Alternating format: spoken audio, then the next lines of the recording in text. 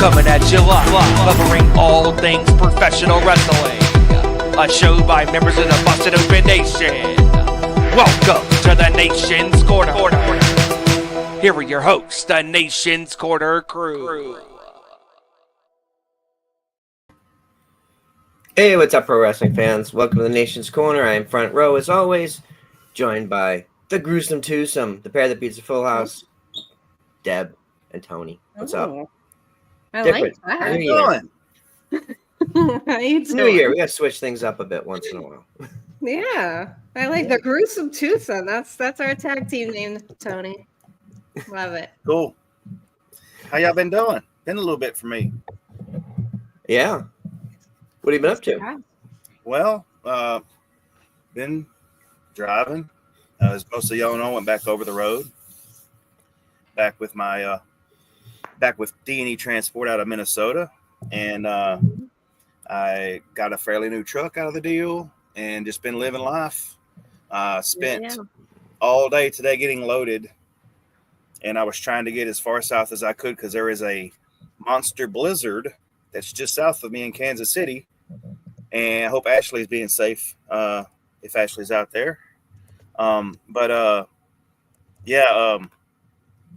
I made it to just Albert Lea, Minnesota, and I'm just going to get up in the morning and see how far I can make it.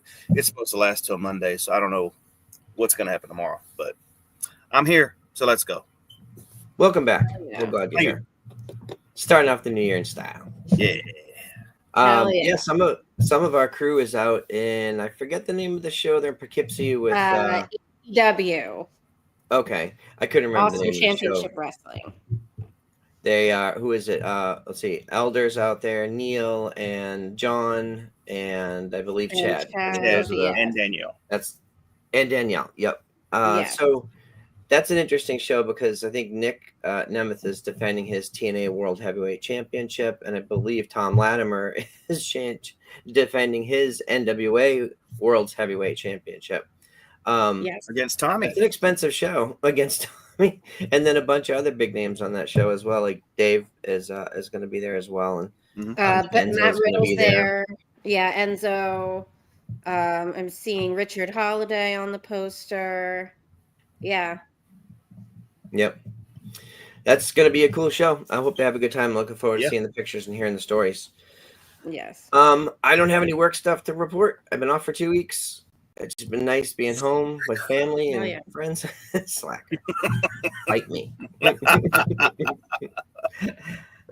Actually, I did sneak in a work day yesterday so I could get all my shit together for next week. I don't like going in blindsided. So, but man, we have a ton of stuff to talk about. Like, oh my God, there's like a million things going on. If you even just look at like Friday to Tuesday this weekend, you've got SmackDown on Friday, which is now 3 hours, leading right into, overnight with Wrestle Kingdom. And then coming up tonight is Collision, and then Wrestle Dynasty, and then Raw on Netflix, and New Year's Evil. And that's just a few days, right? And I'm missing GCW and TNA's got stuff going on. Everybody's got stuff going on. GCW has a show almost every night, it seems. That's probably true. Yeah. So one of my goals for this year, I don't really do New Year's resolutions or anything, but wrestling related, I really, really want to get to a GCW show this year, preferably in the spring or summer. I know they've just announced a bunch of dates for like the next few months.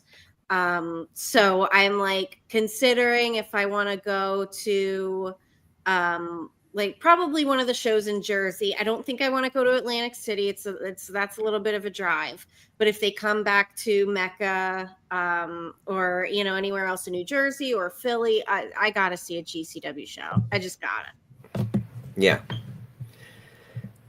Every time I hear someone say that's a little bit of a drive, I just go.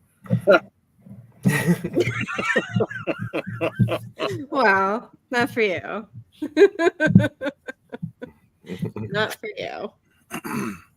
But yeah, that's my goal. Well, speaking of a little bit of a drive, the Collision tonight is about 15 minutes from my house here at the Bojangles Coliseum, which is really cool. It's a cool venue because it used to be the Charlotte Coliseum where so much history happened. And we've seen AEW shows there as well. So it's gonna be pretty cool. It's a historic Nice. venue. Nice. Yeah, they do seem to always do well whenever they're in North Carolina. Yeah, I mean, I'll only speak for me, but the Carolina crowds tend to turn out pretty big for pretty much all the companies. And most of the time, the crowds on TV are pretty good as far as, cheering the good guys and booing the bad guys and all that stuff. So we show up and show out when the need arises. So I think probably I want to just start on the biggest story right now is they're on Netflix, but there's a couple other big ones. I want to get to the AEW on Max. I want to get to New Year's Evil.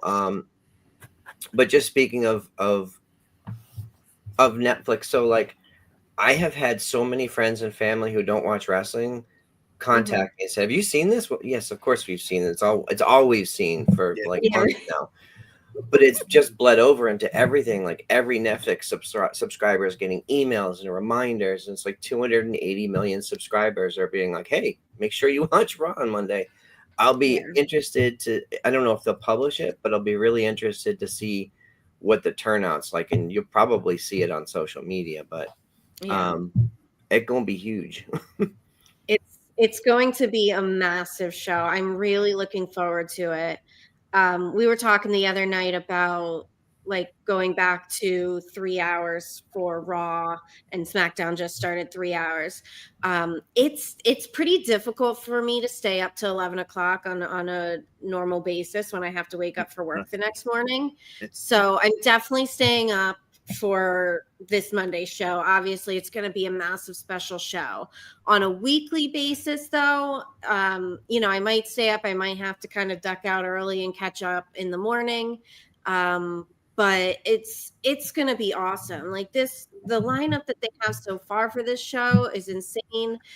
The Paul Heyman promo from last night, I think with everything that's been happening with the Bloodline story, I'm sure we'll get into it more, but Paul Heyman is really the one that sells it the most. Like there's been a bunch of times that my interest kind of goes down on what's happening in the Bloodline, depending on where they're at. And even right now with what's happening with Solo, I'm not too super into it like I was at one point. But man, when Paul Heyman talks, I listen. Yeah. Like he can convince me to be interested. Yeah. Last night we were watching it. And I'm multitasking when I watch SmackDown, of course. I'm gonna take y'all behind the curtain. TV's right there. Y'all are right over here. I'm watching Zoom and we're chatting over what we're doing. And I just happened to glance. It was a commercial break, and it came back from commercial. And I look, and I see Paul Heyman coming out, and I immediately turn the volume up, mute, because I already know what he's going to say is going to be important. So, and Paul Heyman has been doing a very, very good job. Every time he's on screen, even him last night showing fear about when Solo came out, and it just makes this match Monday coming up important, putting this stipulation on it. Telling Paul he's going to, if Solo wins, he's going to put this Ulafala around my neck and I will own you. That kind of stuff right there is just, that's what turns that page on that story is when you start adding little nuggets here, little nuggets there. We've said this before. It's not going to be a home run every week, because there's always going to be ebbs and flows, especially with a storyline that huge that's been going on for as long as it has. It's got to have ebbs and flows, So I'm interested. I'm into it. Well, I think we've talked about this a bunch. We're in the everything counts era, and Paul Heyman said those words that everything that they do frame by frame counts, and we bring it up a lot on the show because you watch a promo like that, and we came away and I was like, okay, parts of that kind of confused me because on one hand, Solo saying, I'm going to owe you a favor, but then he's going to say it. Then he says, but then I'm going to own you. And it was weird. But I went back and watched it, it was very specifically worded that way. Yeah. So I'll be interested. It's fascinating to me because they're not, because Solo versus Roman for the tribal chief, and what we've been talking about here, what they've been talking about on Busted Open too, is the tribal chief the real head of the table, or is the high chief, which was, The Rock's grandfather, High Chief Peter Maivia, is that like a level above where Roman was? I don't know. Maybe Rock comes in and says, "Yeah, you might be this, but I'm this." So it's all Right. kinds of possibilities, all kinds of interesting ways that they could go. And they did say that it's basically a no DQ match. It's just going to be two guys beating the shit out of each other, which Yeah. I'm here for. Yeah. But I'm really interested because I think they only have like 4 matches advertised for Raw, if I'm not mistaken, as of this morning. And I may be missing something, but we got Roman and Solo, Liv versus Rhea, which, geez, that could be the main event right there on its own. Mhm. Drew versus Jay Uso, as well as CM Punk versus Seth Rollins, which all 4 of those matches, they're all main event characters. Like all of them headline and have headline pay-per-views. Yeah. And that's just a Monday night, know, and whatever. And that doesn't, we don't even know where John Cena is going to be. He's advertised to be there, but and I've said this, I'll say it again. I want him to come in, and I want Pete Dunne to be beating up R-Truth, and I want R-Truth to be saved by his childhood hero, John Cena. I think that'd be amazing. That'd be awesome. It's too big for that moment, but I think it'd be funny. Yeah, that would be incredible. Yeah, and R-Truth was just on Chris Van Vliet this week. And they were talking about how did John Cena become his childhood hero.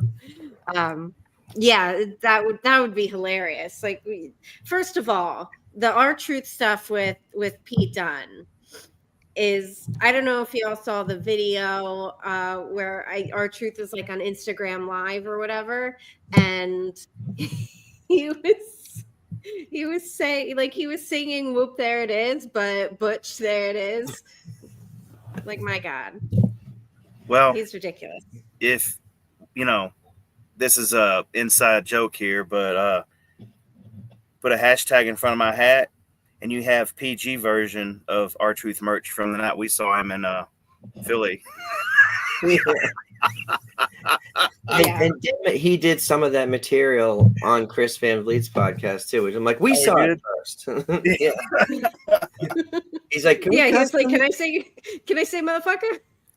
Yes, you can. That was so great. Yeah, seeing him live was awesome. Yeah. He was like, can I curse on here? Mark Henry's like, yeah, go ahead. Sam's like, no, you can't. You're a WWE superstar. He goes, so I can't say motherfucker? No, you cannot say that. So yes, R-Truth had us doing it. He would just point to us and we would all shout it out. It was great. Oh my God. He's amazing. National treasure, Hall of Famer, all of it. Yep. Yeah. Yeah, so, go ahead. Sorry. No, I finish your thought. No, I was just gonna say about Raw. I am interested to see what they have John Cena do. Because like you said, he is advertised, but they haven't specifically said like if he's just coming out for a promo, maybe just to like make a mission statement or something, just for the debut episode. I am also interested to actually see what happens, not necessarily with the match itself, but more likely what happens in the aftermath of Roman versus Solo. What's going to happen after the match? That's what's going to be more important. So I think that we get The Rock tonight, or not tonight, on Monday. I remember, I believe we said it on the show. If not, it was definitely said on Zoom months and months ago. It was being discussed of the possibility of if The Rock would be on the first episode of Raw on Netflix. And I remember saying that I thought he would be because last year The Rock showed up on the first that January 6th show, the day one show. That's when The Rock first showed up. So I was thinking logically, it just makes sense for him to show up on the first Raw of this year, especially being the debut on Netflix. I remember being told at the time that wouldn't make sense because the Bloodline storyline is on SmackDown, but I digress. As if The Rock's show isn't the whole show. Well, that wouldn't make sense. The Bloodline's on SmackDown. They're not on Raw. They're Turns out everywhere. they can go They're on wherever every they show. want. They're even in NXT. Just real quick, hey to Neil. Neil is also Have fun, at Neil. the show. I'm sure it's going to be awesome. I'm sure they're going to have a lot of fun. So just two things real quick. So my shirts this week, I've got my Not Sam Wrestling Semi Snowflakes from a couple years ago, but I didn't have, this is my Raw shirt to celebrate Raw. This is the one from when Mick Foley was GM, which I thought was a fun time. It was. He had the suit and everything. But I want to acknowledge Liv Morgan, because it wasn't that long ago that she was relegated to main event the show, main event matches, and just not doing much. And they did a documentary, and then it kind of went nowhere for a long time. Yeah. And then she got into this feud, and she started building. And she said at Busted Open in the spring at WrestleMania, watch. You were there, Deb. Yep, me Tony, and no, Seth you were and there Neil too, were there. right? Oh, Neil, Tony just- wasn't there. Yeah. So I was on the road. that was 9 months ago. And in that 9 months, she's literally become one of the biggest stars in the company. And I saw it today on social media. Someone posted a cup of noodles with WWE logos on it. It was like one of those promotional deals. And it was Seth Rollins and Liv Morgan. Those are the two stars they chose to use to promote that thing. But I'm like, she's everywhere. Yeah. I just think she's done an incredible job from being like a talent that you kind of, okay, she's pretty good, to like, no, she's must see. Like, she is absolutely must see as a character and as a performer. I think you can tell how much work and attention she put into it. I just think it's really cool. Yeah. I absolutely agree. I absolutely agree with that. Go ahead, Tony. Yeah, she's come a long way since the Riot Squad. Long way. Mm-hmm. Yeah. Okay, so go ahead, Tony. Sorry. No, go ahead. I was gonna ask. So, the reality of the CM Punk and Seth Rollins promos have been amazing. This promo from last week was, I mean, the work that CM Punk is doing. He was already one of the best guys on the mic, and the work he's done in WWE, I think, has been some of his absolute best promos. The stuff with Drew McIntyre, the stuff with Seth Rollins, even like everybody he's worked with has been elevated by being in there with him. And these are people who are already, seasoned veterans and really good at what they do. To the point where I legitimately think that everything Punk's involved in, I think people genuinely hate him, and maybe they do or not. I don't really care, but the stuff that he's been doing now, like this week's promos, were like, oh my God, you did not just say some of that shit. Which I just love. I love that we can all sit there and watch together and go, oh, dude, I don't know. Like, I don't. Yeah, I don't know. And that's great. So I remember saying this to you guys while we were watching Raw, I believe it was. I have a very love-hate relationship with CM Punk. He's taken us on quite a roller coaster over the years. There are times where I don't like him, and there are times when I love him. And I have, I think, 4 or 5 CM Punk shirts. I'm pretty sure the Best in the World shirt was the second wrestling shirt I ever purchased. The first being Mox, Dean Ambrose at the time. And yeah, I have a very love-hate relationship with him. And I was thinking about this the other night while we were watching Raw. And I think no matter what, no matter if you like him, don't like him, love him, or hate him, somewhere in between, no matter what, everybody just wants to see what he's going to say when he comes out. No matter what. It's like, love him or hate him, it's like, what is this fucker about to say? It's the Howard Stern effect. Yeah. That's exactly what it is. And that is why no matter what, he still gets that reaction from the crowd, even though he's simultaneously one of the most loved and one of the most hated people. Yeah, I was glued to that promo on Monday. I was glued.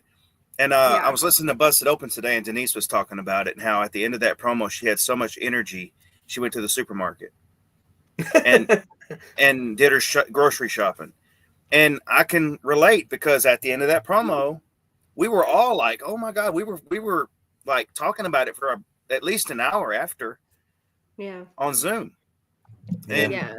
And I went back and watched it again, and just hearing the low blows they were giving each other, and you're wondering if they're shooting or not, or you're wondering, hey, did he know he was going to say that? Because I mean, and it just sold that match. If you weren't already sold for that match happening Monday, you are now, because you know, and this is not going to be. This match is not going to be the only match they have. This is just a start. So I mean, I can't wait. So you just mentioned, like, you know, wondering if they were supposed to say that or not. I think that's my favorite part about wrestling in its current state across the board, across all companies, is that, you know, we talk about new kayfabe all the time, is the masterful way of making us question, like, was that part of the plan or not? So, like, there's been so many debates in the last couple of years alone about, was that part of the plan? What was the plan? What they had to pivot? Is that still a drinking game? That is the masterful art of current pro wrestling, is we know that there's a script, and we know that there's a storyline, and that they're characters and they're performers, but when it's really good, it makes us question, like, oh, they weren't supposed to say that. Oh, now they're going off the script. That's the best. Right. Right? I think it's interesting because we're knowledgeable fans. Like, we listen to people who know what they're talking about, and you know, we watch and listen, and I'd like to think that we pay attention. So when veterans say, people who work there say, yeah, no, everything has to get approved before it goes out there. Like, nobody gets to freewheel, and just even Roman doesn't get to freewheel. He has bullet points, but he still has blah blah blah. And then in the same conversation, someone will go, well, except that time when they said this, and you know, and then there was a problem in the back, and then there was a fight, and then there was, like, they're both statements are true. So when you see what we saw with these guys, you go, I don't know, anything's possible, but I just enjoyed it. Like, the story was so real. I'm like, oh man. And the other problem is, I'm looking at this going, I don't even know who I want to win. I genuinely don't. Right. That's the thing. And then there's also the extra layers of, like, okay, it gets circulated around the internet saying that promo was, like, mostly, like, off the cuff, improvised, unscripted. There's the extra layers of, or is that just what they want us to think? Right. Yeah, because they are both masters at, especially CM Punk, masters of storytelling and doing this to cause this, to say this to cause this, you know? Yeah. I mean, look at the famous Pipe Bob promo, which people wondered if that was, you know, was that supposed to be said? Did he really, you know, or is that something he just said anyway and wasn't supposed to say it? And you hear years later that you know, it was everything, they knew about everything he was going to say, you know. Yeah. But, you know, and that's just the thing. When you know too much, it's not as fun. You take it for what it is. I mean, okay. I mean, what they said Monday night when Seth was taking the jabs at CM Punk about not having kids, or the jab back where he was talking about taking his ball and going home, talked about Stone Cold, and then he said, the man. I mean, that that look on Seth's face said it all. Like, you know, okay, now we're serious. And people wanting that serious Seth Rollins, well, you got him at the end of that night on Monday night. Oh, So another thing that reminds me of, it just popped into my head. I should write things down. Like we always talk about taking notes as we're watching shows, but I just actually remembered it. So during that back and forth with Seth and Punk, one of the things that I really like zeroed in on that I noticed is there was a period of when Seth was talking and Punk was listening, and then conversely, when Punk was talking and Seth was listening, that they were staring at each other directly in the eyes. Like there was a little bit of pacing back and forth, but there was no looking away. Like they both were very stone faced, just staring at each other directly in the eyes. And that more so like conveys that anger that's driving both of them. Mm-hmm. Yeah, because you're 100% right, because Seth Rollins comes out and he's already at 10. He's already angry. He's already got all this. CM Punk is sort of laid back, like, I'm not going to let this guy bother me. Like, he's just like, all right, this isn't. And then he gets pulled in and it builds and it builds. And Punk's energy rises throughout the promo, and Seth comes like a house on fire. Yeah. You know, energy, definitely you can see it. Right. Yeah, it was pretty intense, and I noticed it first with Punk, and then after that I noticed it with Seth. And if you go back and rewatch it, there is, I can't remember specifically what part it was, but when Seth was talking and Punk was just like no kind of looking away, like, oh, you got me with that jab, or you know, like just eye contact, fully like intensely listening to every single word that Rollins was saying. Right. Drew McIntyre does that too. Mm-hmm. Yes. Yeah. He's just much taller than everybody. Well, yeah, that's another thing. It was just, you know, very well done on both of their parts. But that points to the talent of both of these individuals, whether you like them or not, whether you can't fucking stand his song when he comes out. They're both incredible. Yeah. Agreed.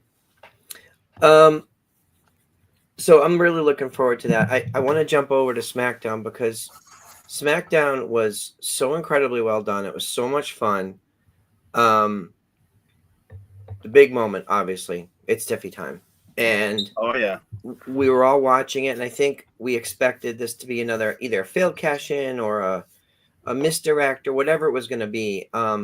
There's so many pieces. First of all, I think that was Nia Jax's best match ever. I think the chemistry that she had with Naomi was great. All of it with everything that happened with Candice, and of course Tiffy, and the faked cash in, and then all of it had us like, oh, you know what's going to happen next, and she won, which was a big surprise on a random Friday. And I think it's really, really cool that they're giving her, you know, that they're putting a rocket on her, because she's obviously done an incredible job in NXT. Even when she was in NXT, we all said, oh my God, she's getting better at an exponential rate. How is that happening? And she did. You know, Elimination Chamber, all of it, like everything that she's done in such a short period of time. But you don't look at that and go, well, it's too soon. You go, no, that makes sense. Like, I get that. So what do you guys think? What do you guys think about our new women's champion? I think, you know, obviously with her being the Money in the Bank holder, you know, it's obviously only a matter of time. I think they've done a pretty good job of having the constant teases.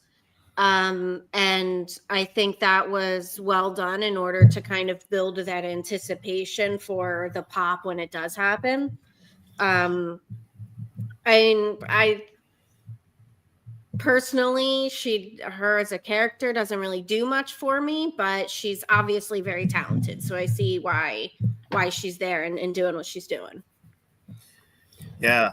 I totally wasn't expecting what happened last night. What I was expecting was maybe we get to see something further about who took out Jade, and is Naomi going to turn heel, something to that effect. And then when Tiffy came out, and the pop that she got when she ran to the ring with that briefcase was amazing. And then when she cashed in, the pop was even louder. Like, that girl got a Road Warrior pop last night. And when she won that title, that place came unglued, and it was a great moment, and it was well done. I loved how she did it. She threw the ref over, and we're like, what? And then they're all in the ring posing, and all of a sudden she attacks both of them. Right. And I was like, holy crap, I wasn't expecting that at all. And when she cashed in, and that moonsault that she delivered was just perfect. That whatever she calls it, I can't even remember. The prettiest moonsault ever. Yes, that was amazing. And Yeah. I mean, well deserved. She, they definitely are running with her. Let's just see for how long. I mean, I saw in the chat someone thinks that Charlotte is winning the Rumble and will face Tiffany at WrestleMania. Well, hey, that is a good idea there. Because I'd love to see Charlotte versus Tiffany. I'm eagerly awaiting Charlotte's return. Yeah. I definitely feel like it's imminent. Could happen any day. Right. That could be a Raw Netflix debut. Could be. A return, rather. Who's to say? Say? Yeah, so it's interesting to me because, Tiffany was like a pretty good villain throughout her run in NXT. She came up and she's, for the most part, still played that role initially. But I think that they were really smart in paying attention to what the crowd's reaction has been to her, especially at like the Elimination Chamber and other PLEs. But hearing the way that the crowd responds to her, and then watching Nia and how Nia was treating her, but then they doubled down on it by bringing Candice LeRae in, which really forced the crowd to have sympathy for Tiffany, who's a bad guy, but no longer. So to the point where she cashes in and wins, she's 100% hero. I mean, she's a baby face all day long now, which was a nice, sort of a gentle way to get her there, as opposed to just, oh, tonight you're something else. Right. And it was natural. It was organic the way the crowd turned there. Mm-hmm. Yeah, because you don't cheer a heel that way. The way she got cheered last night. Elder does, but Well, I mean, honestly, I honestly tend to like the heels more as well. I just do. I don't know why. Some baby faces really get me. Like I like Will Ospreay, for instance. Like, he's probably one of the biggest baby faces that AEW has, but for the most part, I love the heels. Miz was one of my early favorites when I first started watching wrestling. I've loved that guy his entire career. Ari has a good point. The NWO got those kind of pops. Yeah, but they were never really bad guys. They were always too cool for school. I don't think that he's 100% right, but I always thought that they were just the cool bad guys. They were the cool bad guys, and I think they changed the rules in that sense because, like Bully always talks about, like, a heel's not really a heel unless you like legit hate him. But the NWO changed the rules that a bad guy could be cool and that you like the bad guy. Mm-hmm. So blame them. That's an interesting question. So, like, I really believe that Dom Mysterio has done an incredible job as a bad guy. He gets booed out of it's been like 2 years running. The dude just gets booed out of every building. And it hasn't really dissipated at all. But we're also seeing that level of hatred for Xavier Woods and Kofi Kingston after what they did to Big E. But we also know there's still that part of me that's like, all right, but they were good guys for a decade. So what they're doing right now is shitty, but it feels temporary to me. And it's amazing. What they're doing is amazing. But I don't take them quite as seriously as bad guys as like Dom, who like is legit hated. Yeah, right. Well, I think there's also a major element of the fans kind of being in on it that, like, I don't honestly know anybody who actually hates Dom. we all like Dom because he's really good at what he does, but we will boo him if we go to a show or whatever. Like, I think there's in so many different heel characters, there is that element where the crowd boos because they know they're supposed to boo, whether or not they legitimately hate this actual person. Mm-hmm. I don't hate and Dom, so but I would boo the I shit agree. out of him if I was at a show. Yeah, and Maria in the chat says Rock and Stone Cold both good over as heels. They were never hated. They were heels, but they were always popular. Yeah. I mean, they were megastars as bad guys. So I don't really count them as like legitimate, like gonna slash your tires and burn your house down type of shit. Like Yeah. there are people that Yeah. get. I think Baron Corbin was as close as they really came to a heel for a long time. That's very, very true. Baron Corbin was the rare one that people really, really did not like him. And that was where I first heard the term go away heat, which I think is bullshit. But Which isn't a thing. It's not a thing. But that's what, kind of the newer generation of wrestling fans called the type of heat when you actually don't like the person. When you're actually giving them the reaction you're supposed to give them. Well, and to go along with that, I'm going to jump over for a second. We talked about, the return of Tessa Blanchard in TNA. People feel very strongly about her, and she was on, this week and officially returned to TV. And I don't know, I haven't really paid a ton of attention to social media. You guys can smarten me up, but I think they have a huge opportunity to do something interesting with somebody that's people have very real life feelings about. Mm-hmm. Yeah, I don't pay attention to social media chatter very much anymore, but personally, just me watching the show, I thought that the way that they presented it on this week's show was a good way to kind of set the table for, just kind of because it was her first actual appearance, since her debut, since her, surprise return. Yeah, she literally like threw Jordan Grace out of the building. So I think, we had talked a couple weeks ago about like if it's done right, if the storyline is done in a proper way, that they could work this whole thing to their favor. And I think this week's TNA really showed promise for that. I do. Yeah, TNA is doing a lot of big stuff. Sorry, go ahead, Tony. No, I was just gonna say, we've been noticing Tessa's kind of, when she was huge in TNA before all the stuff went down, then she went away, but she still kind of popped up here, popped up there, kind of deal. It was on the indies, So, you saw her on social media or whatever, popping up here, popping up there, training here, training there. I think we've all kind of seen her at different meet and greets that we've been to.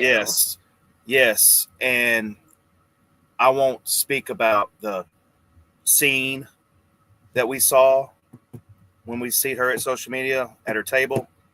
I won't speak about that because I don't want to be disrespectful. But yeah, I mean, if someone could go through a ringer, she's gone through the ringer. And I just hope that everything is worked out that we don't know anything about. I just hope everything is on the right track now and that she actually gets to redeem herself. And Front Row, I've heard we've talked about your little thought about what you would have in mind. And hopefully they go that route.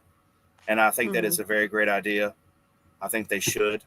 But we'll see. I mean, it maybe this is the redeeming factor, and maybe this going forward will be Tessa at her best. Who knows? I mean, who's to say?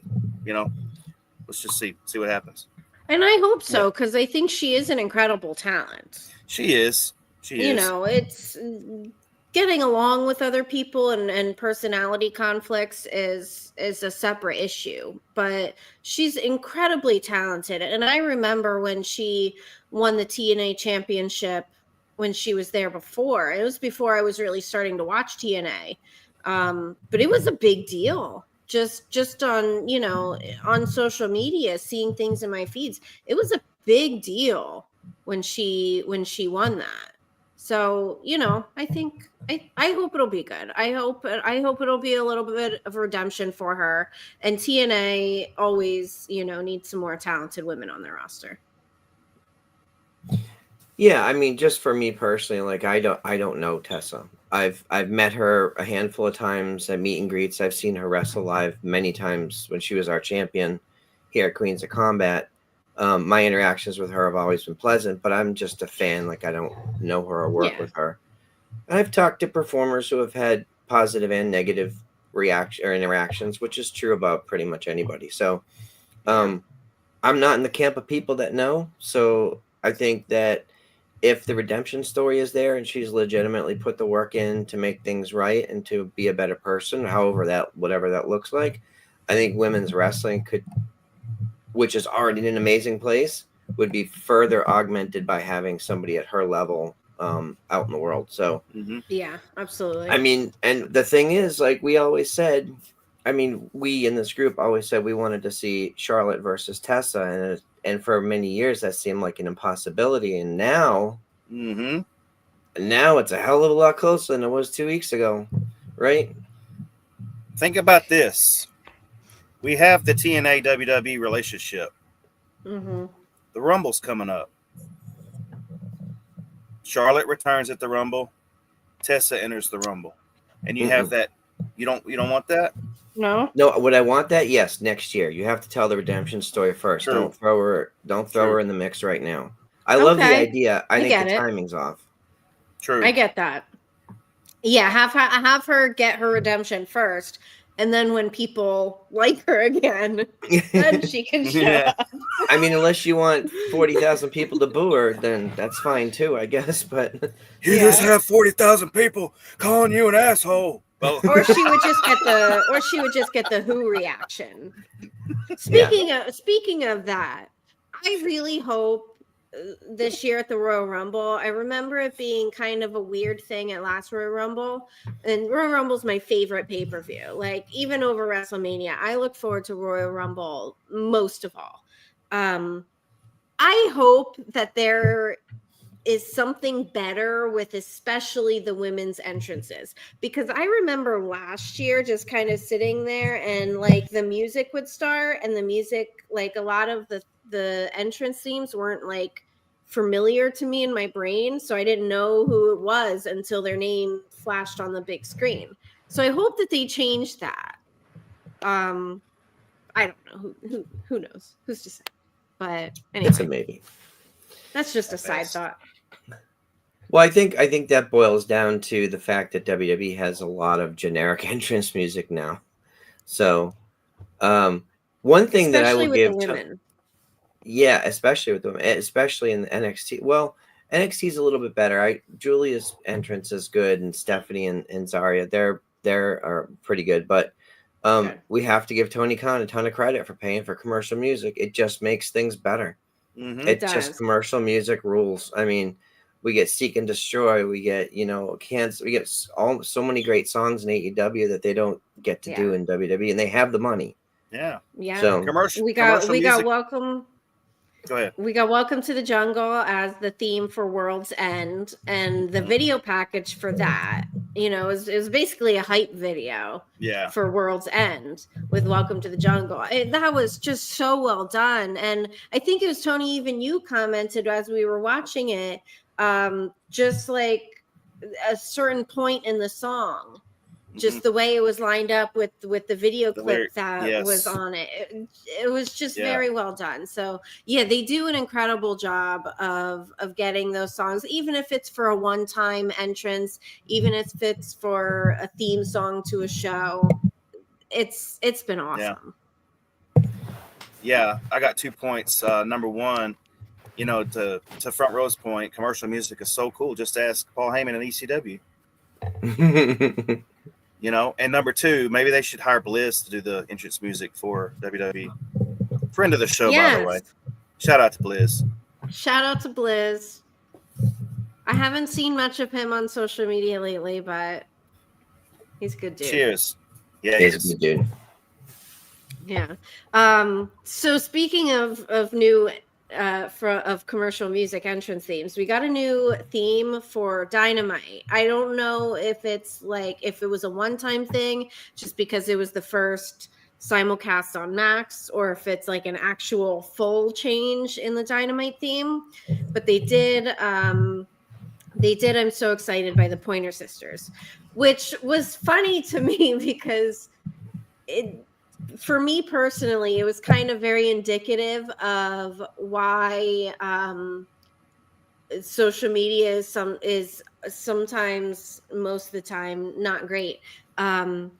Is that so? I watched Dynamite and I watched the entrance of the show, and I heard that song and I popped huge. I was like, "Oh my god, I love this song! This is so cool! This is amazing!" And I didn't realize that there was people that didn't like it until I went on social media later on. Like I was like, "Oh my god, this is great!" And then I was like, "Oh, people didn't like that? Oh, okay." We're getting our first picks from the ACW show. There's Chad from Albany and Tommy Dreamer. Nice. Love it. Awesome. Love it. Can't wait to see and hear the rest of the stories. I'm excited. Yeah. Yeah. They're gonna have a good time. And my camera's fuzzy now. So I'm not gonna run down I'm not gonna run down the whole card, but I'm also looking forward to New Year's Evil primarily because of the Roxanne versus Julia match. I am constantly reminded of how strong the NXT women's division is, and if you take the top 5 or 6 performers out, you'd still have 20 great people. Yes. I think they were talking about that. Mark and Denise were talking about that a little bit on the show this morning about if they were to literally shuffle it up and bring a bunch of people over from NXT to Raw and SmackDown, NXT would be fine. And I also saw something today. I don't know if this is true or not. Again, this is just hearsay, but I saw that the Level Up program, the Level Up program is going to be rebranded as NXT Evolve. Which is going to be their it's going to be basically a similar program, but it's going to be a like a scouting program with its own content. I don't know what the content's going to look like, but didn't Evolve be like Evolve used to be its own promotion, and then WWE bought them. So Gabe Sapolsky is going to be tapped to run this new thing. So which is interesting. Because I do remember there was a time that Evolve was on the network. Like it was kind of like what OVW used to be for WWE, kind of an indie that was kind of developmental. Yeah. So I just put this in the chat. So I'm gonna Julia Sharon, Roxanne should move up to the main roster. The interesting thing about this is I actually think Julia is a more seasoned, a little better wrestler. Just in-ring performance, character-wise, Roxanne is a main roster character for sure. Yeah.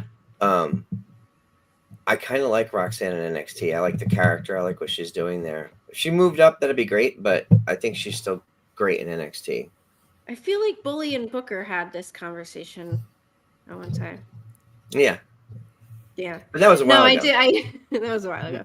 But it goes back to that though. But I do agree with you. I think Julia is definitely like as far as in-ring experience, she's main roster ready. Roxanne, I fully agree with what Bully had said. And that was months ago that she could move up to the main roster, but if there's nothing specific like storyline for her, then what's the point? Keep her in NXT until they have something ready for her as far as a storyline to move her into.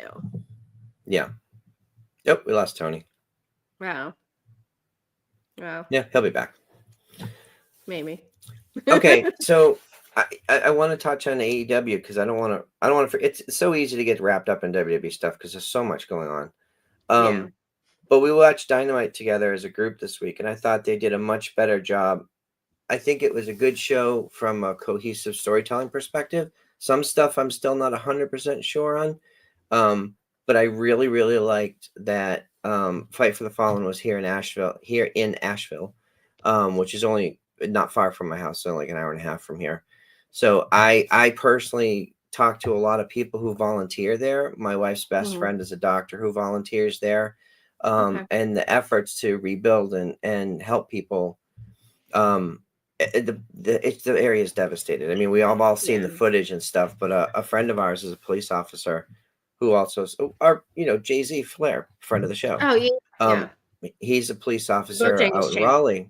Yeah, Bojangles, yeah. But in real life, like he and his group have been out there working full time. So we got Tony back. There he is. Welcome back. So yes, and just knowing how devastated the area was, I was really impressed that AEW and Tony Khan were able to run a show there and raise money, and of course we get to see FTR and Cope, I guess. I thought it was kudos to them for doing that, because it means a lot to the folks here. Yeah, I thought Dynamite this week was a great show. I mean, you guys know that I lean towards optimism, but I'm honestly really excited for what AEW has coming into this year. I think the last few months have been a really great building period, and I think there's a lot of good promising things ahead. I think a lot of the storylines are going in a good direction. That's very promising. And yeah, I'm so excited that Cope is back. And first of all, so I want to address that. It's kind of like it for whatever reason, it's been the talking point since Wednesday. I really don't understand why people are so freaking upset about it. He started transitioning to that name months and months ago. He did an interview with Renee 7 months ago explaining why he wants to transition to that nickname. And it's literally just a shortened version of his last name. It's not a complete name change. That's like, it's not like, one of the other name changes we've had to deal with over the years where it's like totally different. It's literally his name shortened. Like, I don't understand why. I personally feel like because Dynamite was a pretty solid show that people had to pick something to bitch about. That's what I feel. And they picked Cope. Sorry. It's a little less land and a lot more Cope. Just get on with it. And it's literally his name. He's been slowly using it over time, over the past year or however it's been. And this was just the first time that they pretty much made it official, on the lower third and commentary and the ring announcers. This was the first time that it was made official like that, but he's been going by that. He literally had an open challenge every week called the Cope Open, and nobody had a problem with that. Yeah. Did we just have a Deb rant? Did we just have a Deb rant? Little one. Wow. Okay. I hate to see what Deb rant is at 10. That was not 10. You think that was 10? What? That was not 10. That was 3. No, I said Seth. I would hate to see what a Deb rant would be at 10. Seth knows what a 10 Deb rant sounds like. Seth knows what a 10 is. Okay. Yes. Seth knows what a 10. I don't even know if you guys know what a 10 is. I don't. Because I've never been ranted. Probably not allowed on YouTube. I don't know.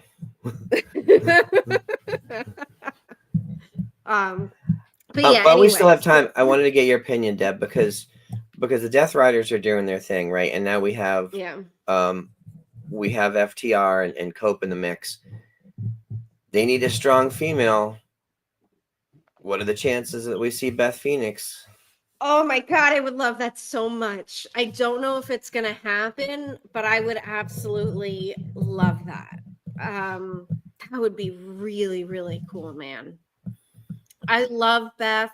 She's if anybody has paid attention to her social media, she is looking incredible right now. She is in shape. Like she is killing it. She's doing that pure plank is what she's doing.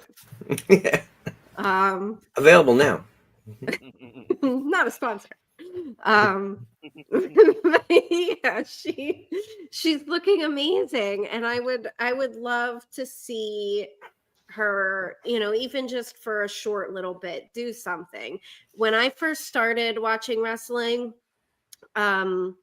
she was probably I distinctly remember her and Awesome Kong as the two people in WWE at the time, the two women in WWE at the time that I liked. Everybody knows I'm not very like I don't like the typical blonde, like diva. But yes, I loved Beth Phoenix immediately when I saw her. She's amazing. So yeah.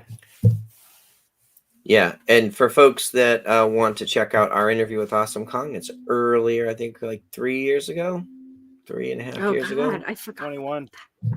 Yeah. It was at the NWA 73 weekend. Yes, yeah. Our very own Trenda did an interview with Awesome Kong. One of only a couple that she did while Awesome Kong was there. So that was check that out. Awesome. Yep. She was so I do nervous. remember that. Yeah. Yeah. So nervous. Yeah. But Awesome Kong didn't give any. She only did like a couple of interviews, and they were real short, which was really nice. Yeah. So. So speaking of rated FTR, tonight on Collision, they're going against the Learning Tree, which real quick on Dynamite, Cope's back and forth with the Learning Tree with Brian Keith and Big Cass. Big Bill. I still call him Big Cass. I'm sorry. Name change. Not used to it yet. You can't cope with it, right? Can't deal with these name changes. You can't cope. You can't cope with it. No, ever. I'll go in the corner after the show. I'll go in. Check on Ezra for us. Yeah. Yeah. So Cope said, "You have a stupid face," which popped me huge. So yeah, tonight I'm looking forward to that on Collision. And after Collision is done, then we have Wrestle Dynasty, which is the return of Kenny Omega. I'm super excited for that. I doubt I'm going to stay up to watch the entire show. I might try to watch a little bit of it. But Wrestle Dynasty is a lot of AEW people on it. And I think some of what happens tonight on Wrestle Dynasty is going to bleed into AEW storyline. So I'm looking forward to that. Yeah, that makes sense. That'd be cool. I was also smart. I know we talked about a few weeks ago about Kenny Omega being announced to return in Japan, and I think we shared the opinion that his boss would probably want him to show up on AEW TV first, which is what we ended up seeing, which I thought was smart. And I think we talked about this last week, but I'll just add it again because Kenny Omega returned in a suit as an EVP, not in the cleaner, not in his gear. He returned fully, ready to go. And I'll be interested to see what that character. He does. But that character says to me that there's going to be other layers that they're going to bring, not just, the best bout machine. It's going to be more than that, I think. Right. Yeah. Yeah, I would definitely agree. And I think it was the perfect kind of teaser for what we might see in the future with Omega and Okada. Yeah, definitely. Definitely. All right, guys, let's let everybody go get to Collision, and we'll go enjoy some food and drink as well. Deb, where can people find you on the socials? Right there at That's So Debonair on the Twitter machine, the Instagram, and the Blue Sky. Same name. Nice. Tony? You can find me at Tony Justice. See, I ain't forgot how to do that. At Tony Justice, AJFA. And let's see if I still remember this part. And if you're a Metallica fan, like I know all three of us are, you know what that means. Ooh! Oh, yeah. You can find me at PW Front Row, and you can find us at Nation's Corner on Twitter and The Nation's Corner across all other socials. We're back and better than ever. We got some big stuff planned for this year. There's a lot of folks traveling and going to different shows. We're hoping to bring more content to the channel. So appreciate everybody joining us on a Saturday. Hope you all have a great week. We'll see y'all later.